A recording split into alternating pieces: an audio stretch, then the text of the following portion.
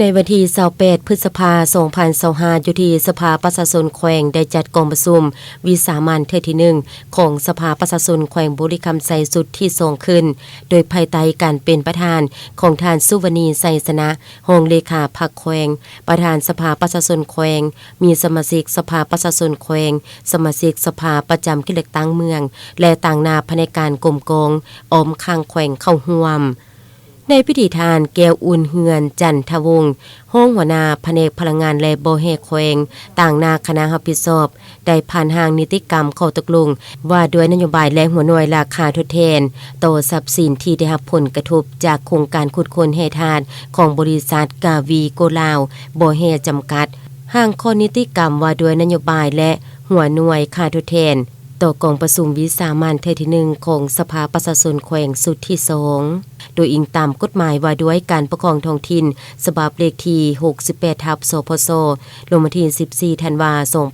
2015อิงตามกฎหมายการจัดสรรภูมิลำเนาและอาชีพฉบับเลขที่45/สพสลงวันที่18มิถุนายน2018อิงตามกฎหมายว่าด้วยแร่ธาตุฉบับปรับปรุงฉบับเลขที่31/สพสลงวันที่3พฤศจิกายน2017การจะตั้งปฏิบัตินโยบายและราคาหัวหน่วยทดแทนค่าเสียหายที่ถูกผลกระทบจากโครงการขุดค้นแร่ธาตุของบริษัทกาวีโกลาวโบเฮจำกัดเขตบ้านบ่อบ้านพลแยงบ้านผาเมืองและบ้านผาใดเมืองบริคันแขวงบริคำไซ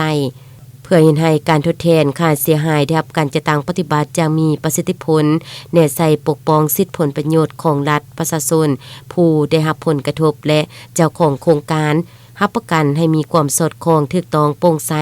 ยุติธรรมตามนโยบายของรัฐประกอบส่วนเข้าในการพัฒนาเศรษฐกิจสังคมของแขวงบริคำไซนโยบายแม่นการกำหนดเงื่อนไขการจ่ายค่าทดแทนต่อทรัพย์สินของประชาชนผู้ที่ได้รับผลกระทบจากโครงการขุดค้นแร่ธาตุของบริษัทกาวีโกลาวโบเฮจำกัดซึ่งประกอบมีค่าแรงงานบุกเบิกดินนาค่าแรงงานบุกเบิกดินสวนสิ่งปลูกสร้างไม้อุตสาหกรรมไม้ให้มากผลละปลูกพืชกสิกรรมเพื่อทดแทนด้วยเงินโดยได้รับการบรบาทปกปักรักษาราคาหัวหน่วยทดแทนค่าเสียหายแม่นอัตราการคิดไล่ที่นำใช้เป็นพื้นฐานในการทดแทนต่อผู้ที่ถูกผลกระทบจากโครงการขุดค้นแร่ธาตุของบริษัทกาวีโกลาวโบเฮจำกัดนโยบายและเงินไขของผู้ที่จะได้รับการทดแทนค่าเสียหายตามข้อตกลงว่าด้วยนโยบายฉบับนี้ต้องแม่นทรัพย์สินที่แน่นอนอยู่ในขอบเขตโครงการขุดค้นแร่ธาตุของบริษัทกาวีโกลาวโบเฮจำกัดคือบ้านบ่อบ้านพลแยงบ้านผาเมืองและบ้านผาใดเมืองบริคันแขวงบริคำไซโดยปฏิบัติตามกฎหมายว่าด้วยการจัดสรรภูมิลำเนาและอาชีพของสาธารณรัฐประชาธิปไตยประชาชนลาวฉบับเลขที่45/สพส